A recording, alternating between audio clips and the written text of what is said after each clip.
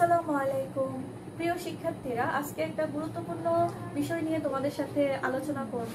বিষয় নিয়ে তোমাদের সামনে হাজির হয়েছি। সেটা হচ্ছে আমাদের অষ্টম শ্রেণীতে পাশ করে ফেলার পর আমাদের মধ্যে যে বিষয়টা, সবার মধ্যে একটা বিষয়টা চিন্তার বিষয় যে আমি কি বিজ্ঞান বিভাগ নিয়ে পড়বো, আমি কি ব্যবসা কমার্স বিভাগে যাব নাকি আমি আর্টস বিভাগে যাব। তো এই ক্ষেত্রে আমরা আসলে কোন বিষয়টা আমাদের জন্য ভালো হবে, কোন বিষয় নিয়ে পড়ালেখা করলে আমি আমি আমার লাইফের গোলটা ঠিক করব। তো সেই বিষয়টা নিয়ে আজকে আমি তোমাদের সাথে আলোচনা করতে যাচ্ছি। প্রথমে আসি বিজ্ঞান বিভাগ নিয়ে। স্টুডেন্ট হিসাবে তোমার যদি গণিতের প্রতি কোনো দুর্বলতা না থাকে, গণিত বিষয়টা যদি তোমার খুবই ভালো লাগে এবং বিজ্ঞান বিষয়গুলো তোমার খুব ভালো লাগে, বিজ্ঞানের চিত্র অঙ্কন আছে, প্র্যাকটিক্যাল এন্ড মার্কস থাকবে, তোমার বিজ্ঞানের বিভিন্ন চিত্রগুলো আমাদেরকে আঁকতে হবে। তো বিজ্ঞানের যত বিষয় এবং অনেক কিছু হচ্ছে যে আমাদেরকে মুখস্থ করতে হবে। তো এই বিজ্ঞানের যে বিষয়গুলো, এগুলো যদি তোমার পড়তে ভালো লাগে এবং তুমি যদি গণিতে দক্ষ হও, তাহলে আমার পরামর্শ তুমি বিজ্ঞান বিভাগ নিয়ে পড়ো। এরপর আসছে বিজ্ঞান বিভাগ নিয়ে পড়লে তুমি কোন লাইফের গোলের দিকে যেতে পারবে। যেমন বিজ্ঞান নিয়ে পড়লে প্রথমত হচ্ছে ডাক্তারির জন্য প্রস্তুতি নিতে পারবা, ইঞ্জিনিয়ারিং জন্য প্রস্তুতি নিতে পারবা, যে কোনো ভার্সিটিতে তোমার সায়েন্স রিলেটেড যত সাবজেক্ট আছে সেই সাবজেক্টে তুমি অনার্স করতে পারবে। এই হচ্ছে বিজ্ঞান বিষয়ে পড়াশোনা। এরপর হচ্ছে তোমার কমার্স নিয়ে পড়ালেখা। যদি তুমি গণিতে খুব ভালো হও এবং বিজ্ঞান বিষয়গুলো তোমার একদমই ভালো না লাগে, তাহলে তোমার প্রতি পরামর্শ হলো তুমি কমার্স নিয়ে পড়ো। কারণ কমার্স নিয়ে পড়লে তোমার কিন্তু ম্যাথ লাগবে। ম্যাথে কিন্তু তোমাকে দুর্বল হলে হবে না, হয়তো জটিলতার দিক থেকে কিন্তু কোনো অংশে কম না, কারণ পরিসংখ্যান অর্থনীতি যে অঙ্কগুলো আছে সেগুলো কিন্তু অনেকটাই টাফ। তো সুতরাং তোমাকে কিন্তু গণিতে ভালো হতে হবে। তুমি যদি কমার্স নিয়ে পড়ো, তোমাকে গণিতে ভালো হতে হবে। এই কমার্স নিয়ে পড়লে তুমি কি হতে পারবে? ব্যাংকার হতে পারবে। এবং তুমি যে কোনো সাবজেক্ট নিয়ে, কমার্সের যে কোনো সাবজেক্ট নিয়ে অনার্স করে তারপর তুমি সরকারি চাকরির জন্য প্রিপারেশন নিতে পারবে, যে কোনো ভালো ভার্সিটিতে তুমি পড়তে পারবে।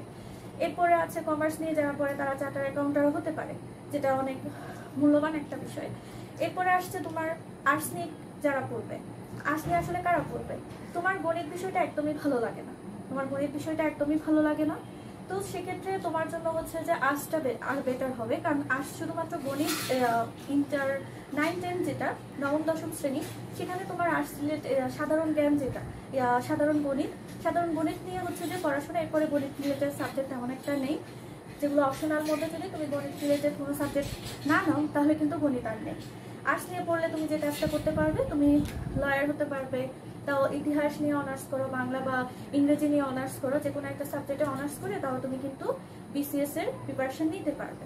তাহলে সায়েন্স নিয়ে কারা পড়বে?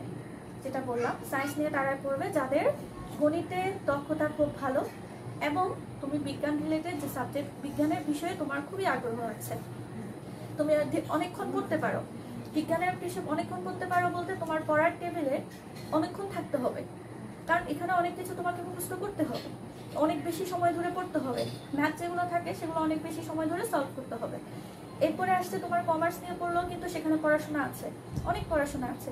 কিন্তু আর্টস নিয়ে পড়লে তোমার ম্যাথ রিলেটেড সাবজেক্টগুলো থাকবে না, যার কারণে হচ্ছে তুমি ম্যাথ রিলেটেড সাবজেক্টগুলো থাকবে না, তোমার বেশিরভাগ থাকবে বাংলা, ইতিহাস, এই ধরনের সাবজেক্টগুলো।